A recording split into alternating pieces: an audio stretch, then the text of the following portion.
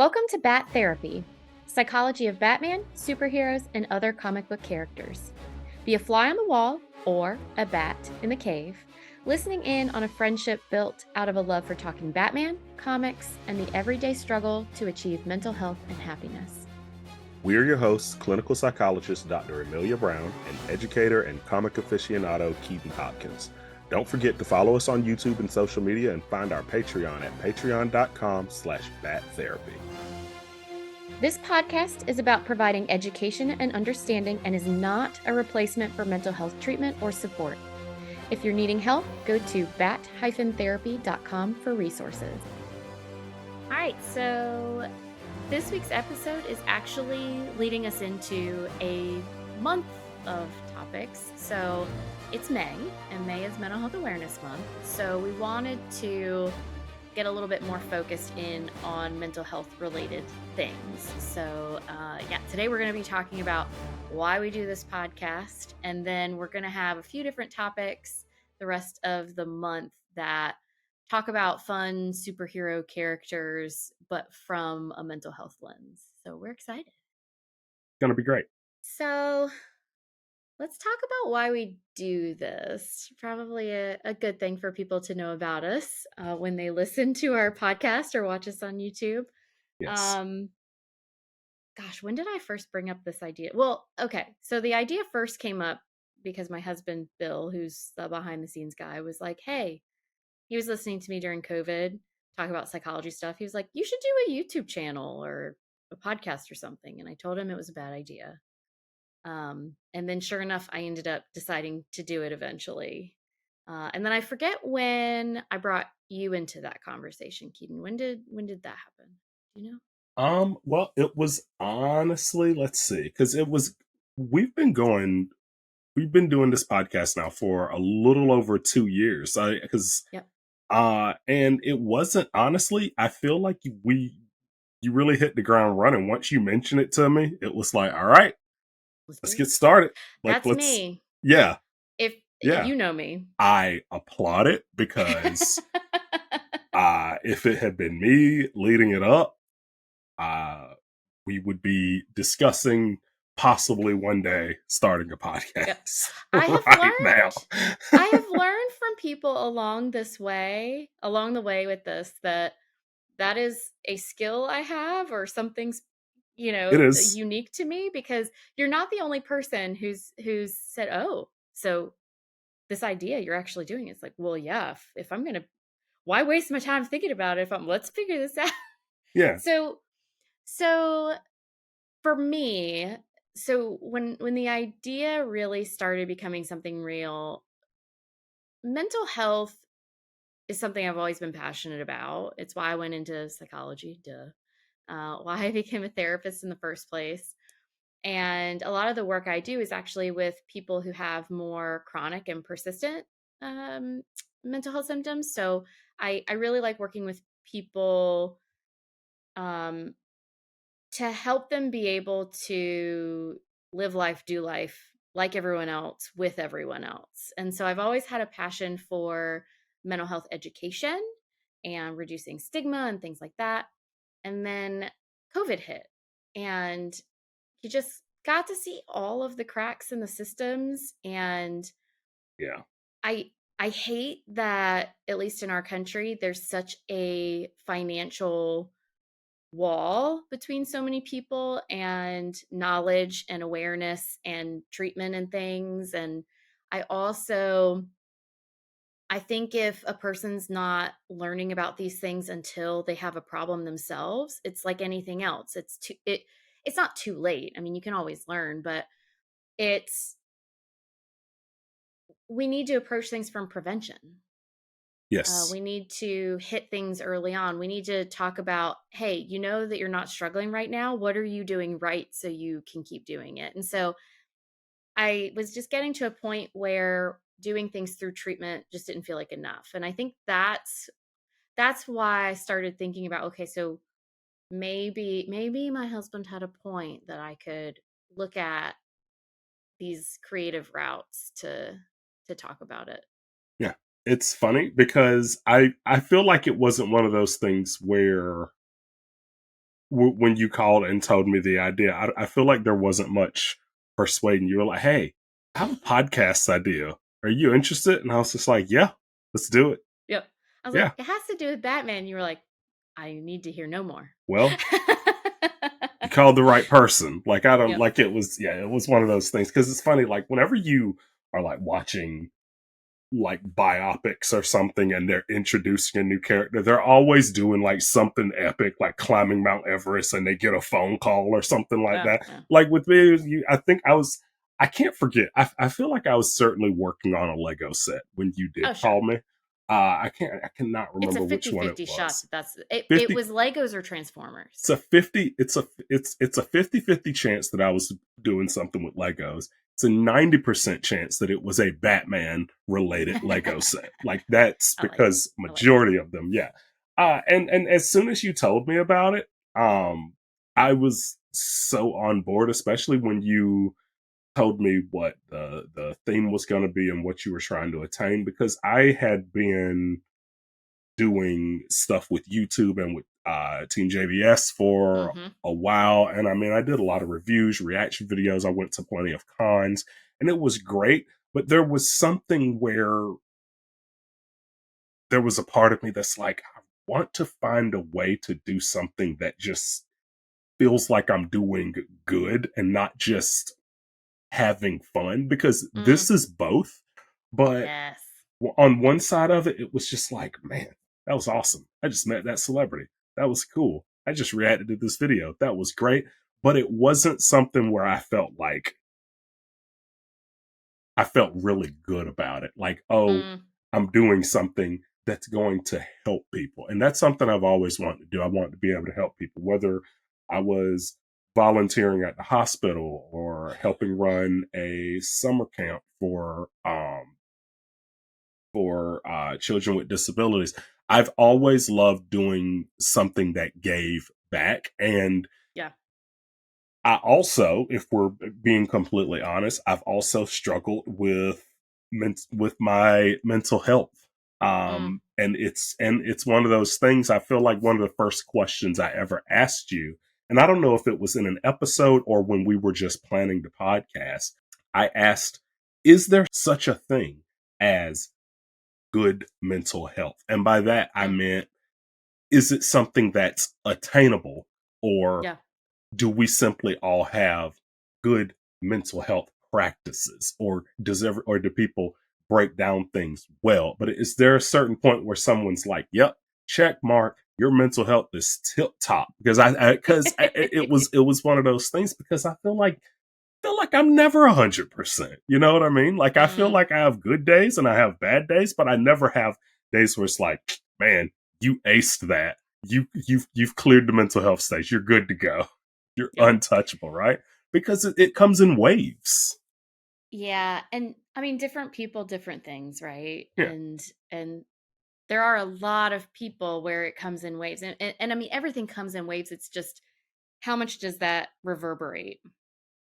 And how much do those waves hit you at the core of your mental health versus some people those waves don't hit them as directly, and it's not a, oh, this person's right or wrong. It's a lot of it's luck of the draw, to be honest. Yeah. And a lot of times, actually in our Batgirl episode, you helped me connect this dot where I related to her a lot because you described her as someone who really had a good life, and she wanted to take that take what she had and give it to others, and be a hero to help others have that stability that she had had, and help Gotham be the better place that she knew it could be. And I think some of us go into this stuff because we've been hit hard ourselves and we want to Mhm. help other people through like we've hopefully found ways through and sometimes continue to find ways through. Right. And then I think others also won the lottery of the genetic pool, and their, how they grew up and all these things, and want to give back and almost share the wealth, if that makes sense. Yeah. Because you can't change the circumstances someone else has had in the past, but maybe Right. you can help them moving into the future. But Yeah, when we were talking about things, we had a lot of conversations about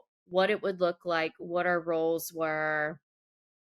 And so actually at first, so Bill got me recording equipment, the mic and everything, actually for my guitar. So I had started learning guitar in COVID and I missed doing music. And so he got it for me so I could, fiddle around with recording and stuff. And one night I just randomly started writing down some notes that related, I think, to our first episode that we actually did together. And I practiced recording some things and listened back, and I was getting excited about it. And I was like, you know what? I do want to do this. And then I realized that it could be better. And I immediately thought of you. So a lot of people who say they really like listening to us will be like, it's like I'm just sitting there listening to two good friends talk. And it's like, well, there's a reason. We literally just turned the microphone on. But we were having these conversations anyway. I remember That's one time true. you and I were, yeah, we were talking about different people. I think we were talking about different people in therapy and who would be Superman versus Batman and what that would look like. And we've talked about mental health stuff, we've talked about nerdy stuff, we've talked about all of it. Right. And yeah, so I knew I wanted to hit on the important stuff, but also hit on it in a fun and interesting way. It's kind of like exercise. I don't want to go to the gym. I don't want to go for a run. I want to hike. I want to garden. I want to spend time with people outside. So the same sort of thing. Like I don't want people feeling like they're, I mean, if people like to learn, great, but I want people to just enjoy themselves and they happen to be learning. And I immediately thought of you because I was like, well, there's no one else I have more fun talking about these things, and you're hilarious. And yeah, you were already doing your reaction videos, other stuff.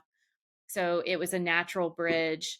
But it did take us a little bit to figure out because I had my whole thing of, well, I'm not an expert. I'm not an expert in all these things. I'm not the person who wrote the books. I'm not the person who did the research. Who am I to talk about these things? And then from your end, there Yeah. was well, I'm not the professional. So what should I say? I don't want to say things that step out of my place. So we had to kind of figure it out, which was Yeah. which was funny. Well, it was funny because I feel like I do remember you saying like, "Who am I to talk about that?" And I'm like, "You are a licensed clinical psychologist. You have a doctorate. Like you're the person. Like you can talk." I remember saying like, "You can talk about that," because I feel like what I remember saying is you could literally go into Barnes and Noble and find another me, but there's not another Which I clinical don't agree with for the psychologist. record, but Yes, that's true. You did not agree with that, but I was like, you are the tip of the spear when it comes to what we're trying to do here. Like you are a licensed, prac- current practicing clinical psychologist. Like you're the point person.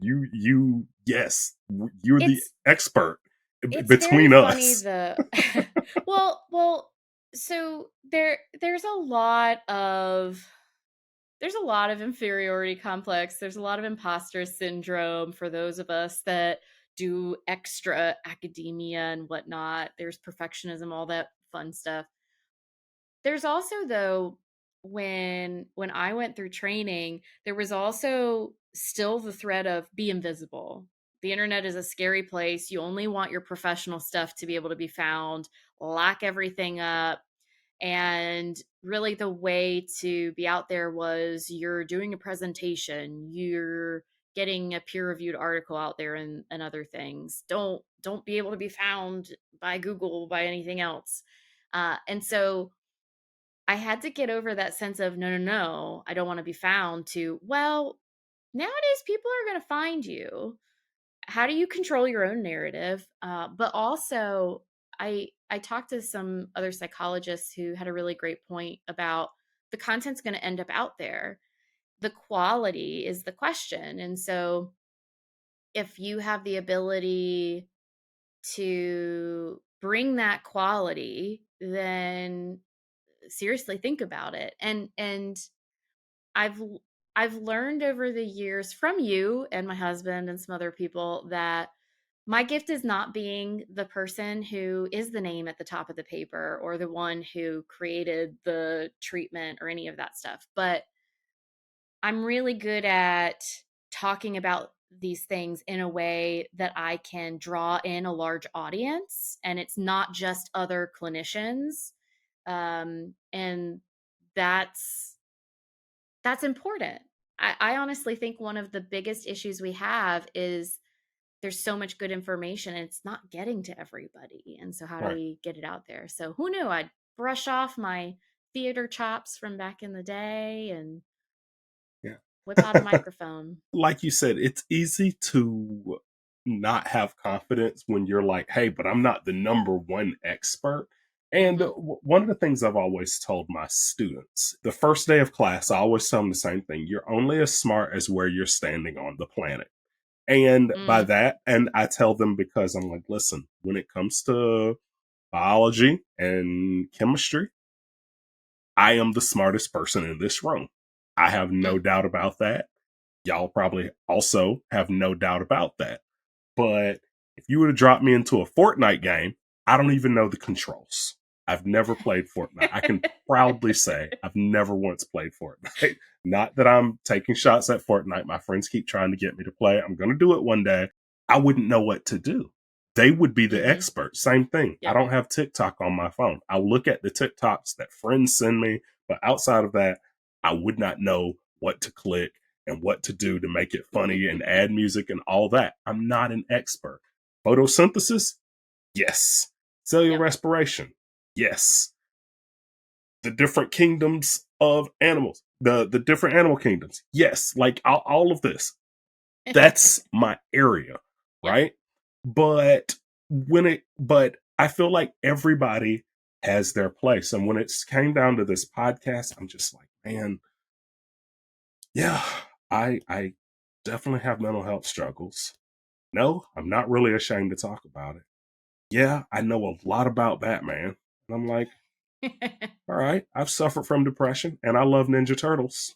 Yeah, I can do this. This works. yeah, And you were yeah. just saying everyone has their thing. Exactly. And so your role in this podcast is irreplaceable in my opinion because it's yes, I can talk nerd stuff and I can talk the psychology, I can pull it together and that'll work really well. But at the end of the day, I think part of what makes me good at what I do is keeping in mind what is my place and what is not my place. And I think one of the things that can be tricky is sometimes you get the knowledge or the education but it feels far removed from the reality and you need the real life person and you're willing to be a real life person and Yeah. that's huge.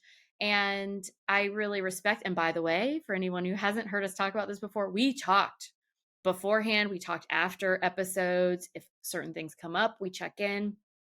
But we talked about like, hey, you don't have to talk about that stuff. I know that you're informed by your own mental health stuff. They don't necessarily need to know that. That's up to you. Right. And I loved that you were open to it. Um, I think that that's irreplaceable. And also being someone who doesn't come from the background of being a mental health provider but wanting to know more and Right. being interested while also being nerdy.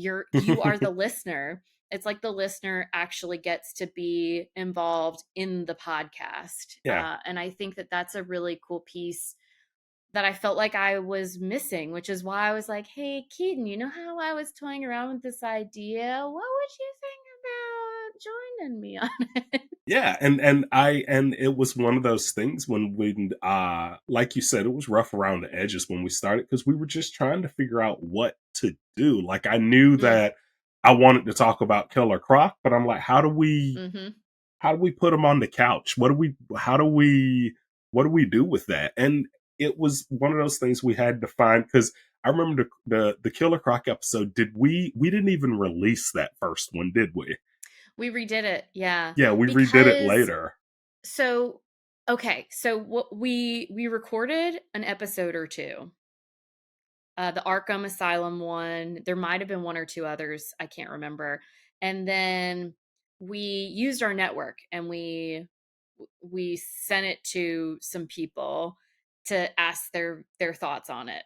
And people really liked it. Some people felt like they jumped into a lot of information all at once, and so we were like, okay, how much do we prep, how much do we structure, how much do we flow? And we knew we wanted a conversation and a flow, but we were toying around a little bit with, do we want to add a little bit of more purposeful structure? And that first season, you and I usually would talk a little bit beforehand about, like, okay, what are things we want to make sure we hit on? But that one, we tried a little more structure, Yeah, and it got in our way. it It got did. in our way to set up, It like, did. hey, here's where we start, here's our centerpiece, here's where we end. It just it messed up our natural flow of how we talk to each Well, other, I think. yeah, it did. Well, because the thing is, this all technically started in high school when we hung out Mm, in First Hall talking about Batman and how awesome Justice League was and all that in First Hall before first period.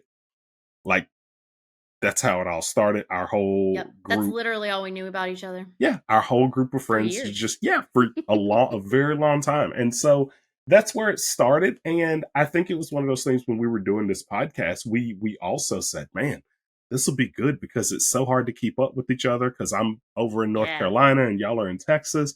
This will just be great because it actually gives us a chance to like keep up with each other and chat and hang out. And so it was one of those things where I think we both just had to be like, okay, we should just relax and chat Yep. because I feel like whenever we hung out, especially when you like post college, when I knew what you were going to school for and everything, I feel like I Mm, was constantly trying to pick your brain yeah. anyway. And I'm like, okay, Eden, just do that.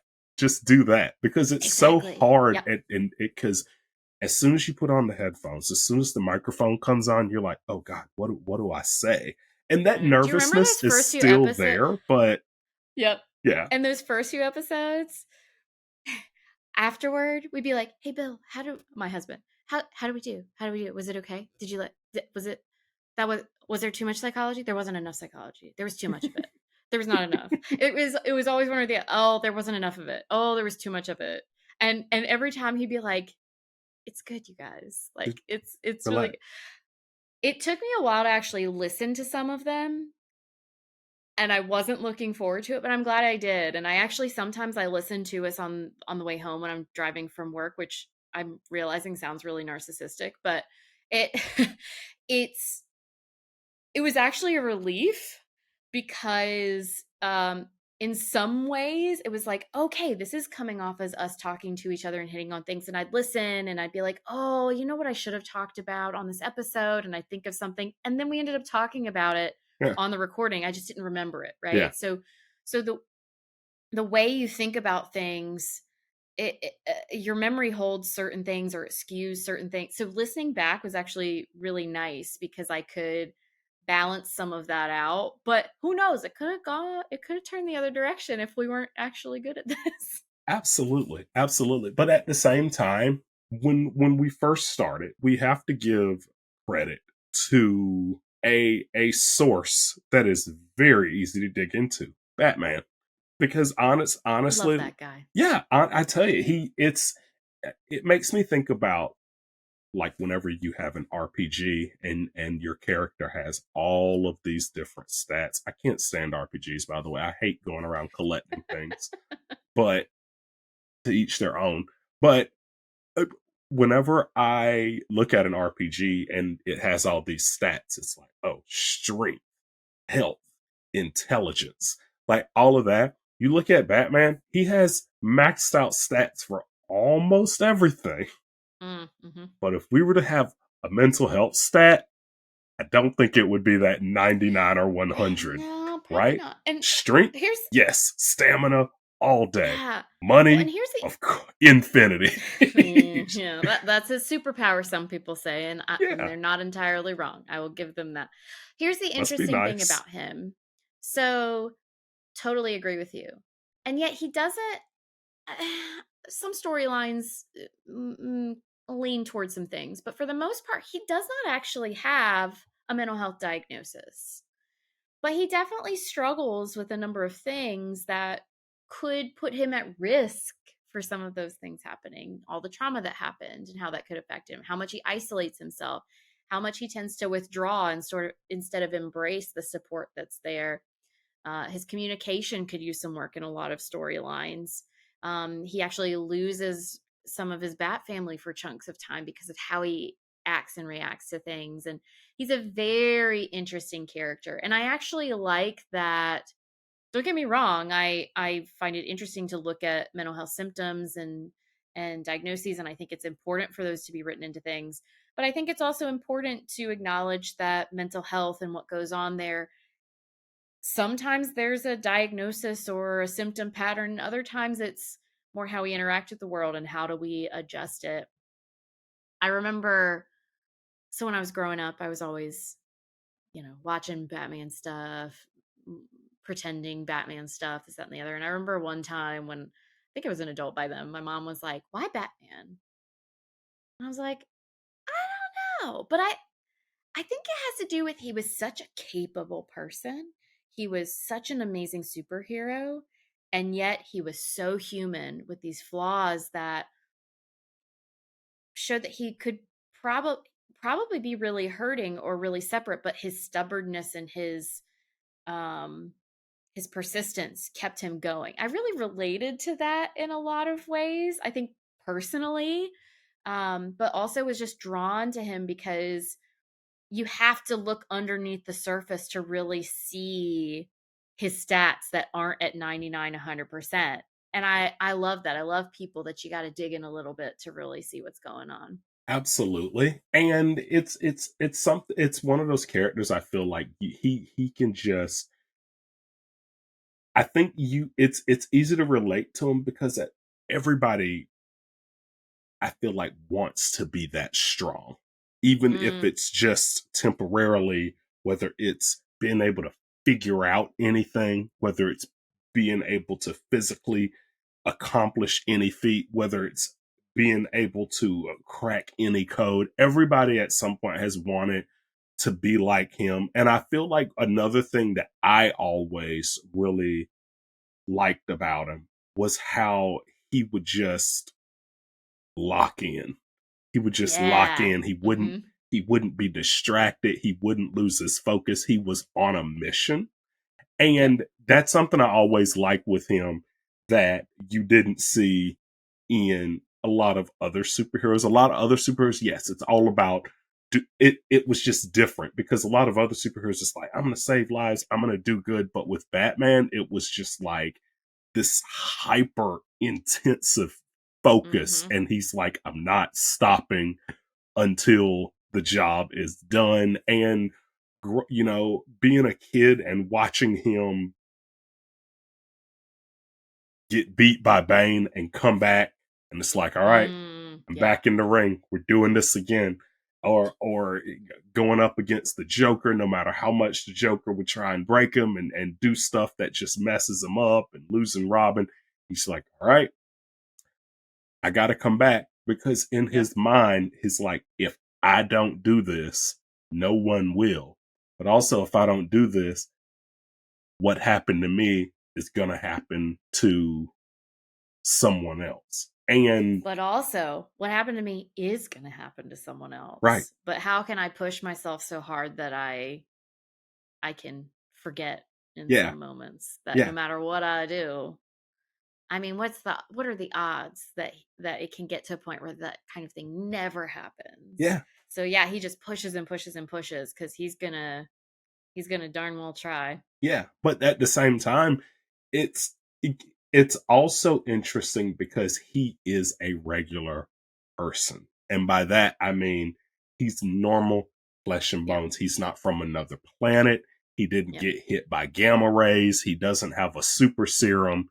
He is a regular person that a bullet in the right spot and it's done. Right. And I think that makes him more relatable, because who doesn't want to be a hero?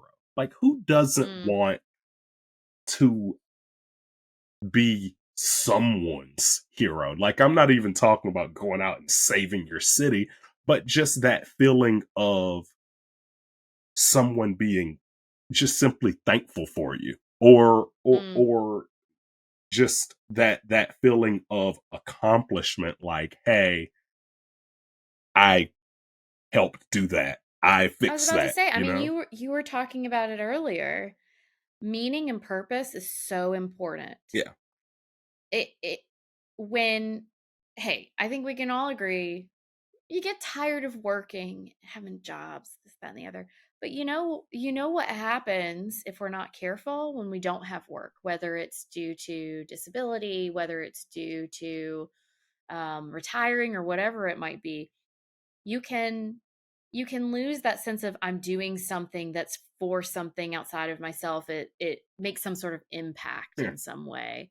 And like you were talking about with doing the podcast, um yeah, meaning, purpose, having an impact on other people, it's so important.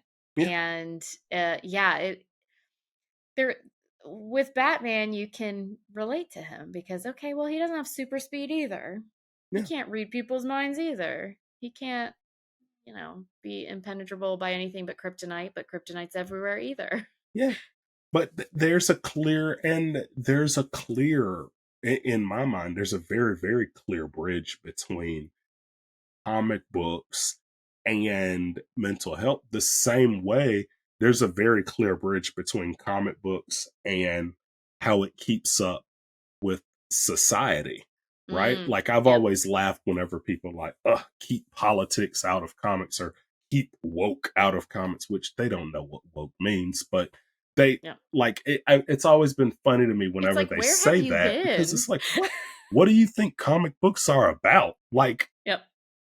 what, it's called Yeah. Superman versus the Klan. What did you think was going to happen? Like, and why are you upset by this? Also, that says so much more about you than it does Uh, I about don't want them. to think about that part too hard. Right, right. And so, but it's one of those things. It's like, it's right there. Mm-hmm. These are heroes that are clearly dealing with the same trauma that a lot of people go through Mm-hmm. all the time. We talked about, like you said, we talked about Batgirl. We talked about what she went through in The Killing Joke. That is a Mm. reality for a lot of people, unfortunately. Yep. It is a very wake up everyday reality for a lot of people. Same thing with just about every hero we have. Superman, he untouchable, absolutely super strong, can't touch him. However, he lost his whole family, he lost his whole civilization, Doesn't even know fully who he is for a doesn't really even long know fully time. who he is, and that right there makes him human. That right there Mm. puts Yep. him right on the ground with the rest of us, as far as that feeling and that emotion. Mm-hmm. And I think that is a good reminder that even though this is a fictional character,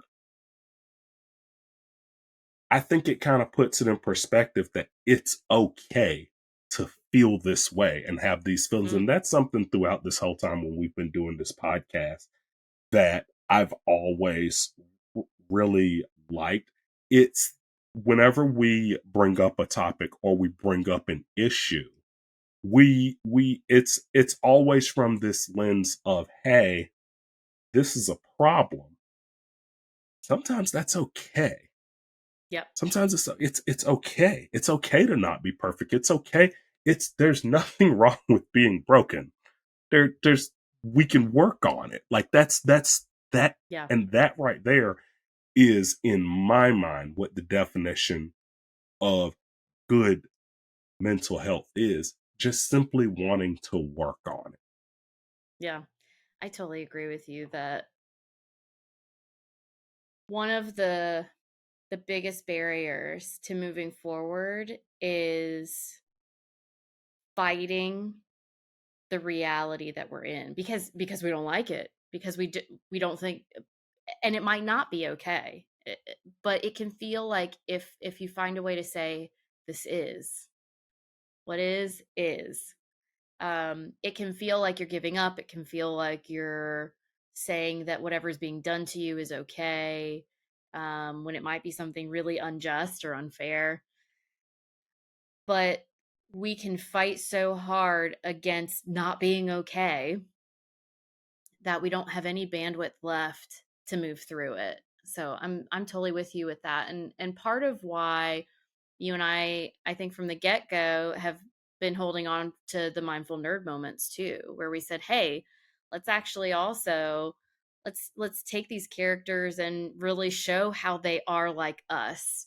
And let's take these things that mental health says, hey, is useful." And by the way, mental health didn't come up with mindfulness or meditation or any of that stuff. We stole it from other cultures like we did other things. But here are these things that we've found is in humanity that are helpful. How do we use these characters to actually try it out and to see what we think and make it maybe something fun and imaginative that, hey, at the end of the day might actually help you move through your next day, your next week, your next month a little bit easier.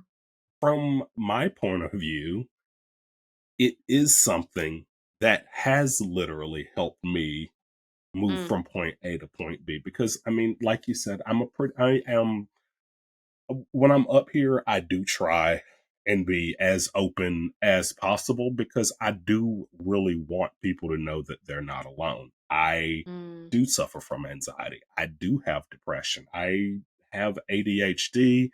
I was bullied as a kid, you know. mm. I had a parent commit suicide.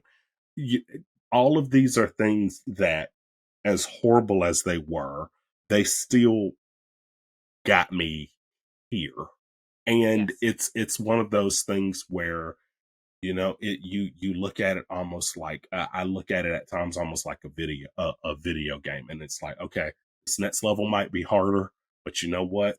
It's a game that's beatable. It is a game that's beatable, Mm, I like that. and this is, and it's like, hey, if I can get one person to hear this Mm, and they walk away from it saying, let's give this another go. yeah. That's all I'm asking. That's all I want, and that would make every single episode we record, it would make it worth it to me if I can say, hey, this helped one person. And honestly, even if I were to find out, hey, Keaton, not a single person has said this has helped them yet, I also know it's helped me, There you go. because You being count. able to pick your brain Yep. and knowing how I feel after every single time we record, Yeah. it might sound selfish, but it helps me. It helps me because I mean, I know this is something I love, but it's also something that I need. I love Mm, having that feeling of like giving back. And plus sometimes it's just simply getting a lot of stuff off your chest, because I mm. so many times we have come on to record, and it's like we always kind of hash things out before we ever hit record. We've had some days, right? Yeah, We've days. had some Both days. of us, for the Yeah, I record, mean, not just Keaton. We've both had we have days. had some days, and you know, like I remember there was one recording, I think we recorded like right after I'd lost a best friend, and it was one Yeah. of those things like I'm just like, I don't know what else to do right now. I'm Yep. gonna let's do this. If I have to start crying in the middle, and you were just like, hey, whatever it is that you need, Yep. let's make it happen. And I think that's how, but that's life, right? Like Yeah. that's life. Things happen. And unfortunately, so many times we're not in a place where we can just stop.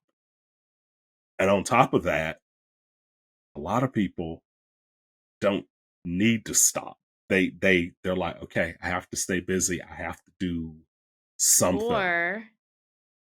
Or they're afraid to stop. Right. Can also happen. Right. And what we just described is Batman. I know. That's what we just described. Afraid to stop, can't stop, won't stop. Right? Won't stop. Resilient. Great person. Right. But you just want him to be able to sit back and appreciate all the hard work too. Right. Yeah. And of course, there's so many various other comics and movies that we've brought in along the way. We've had some amazing guests that all share their very unique perspective, which I love because everyone has a unique perspective. Everyone has a story to tell, just like all the members of the Avengers and all the members of the Justice League and all the people that interact with them. Everybody has their story to tell, and they all have something that can help someone else. This is just our method of doing it. Yep. And hey, we'll keep doing it as long as it's fun and it helps. Yep, we're gonna do every single comic book, all of them, every single one. Episode 3,675,000. Every comic, yes, every single page. And when we run out of those, we're gonna take a look at the ads in the comics. We're gonna do it. I love it. Thanks for nerding out with us. I'm clinical psychologist Dr. Amelia Brown. And I'm educator and comic aficionado Keaton Hopkins.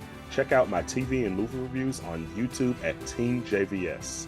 Check out our website at bat-therapy.com, our Bat Therapy YouTube channel, and follow us on social media. And don't forget our Patreon page at patreon.com/battherapy. See you next week. Same bat time, same bat channel.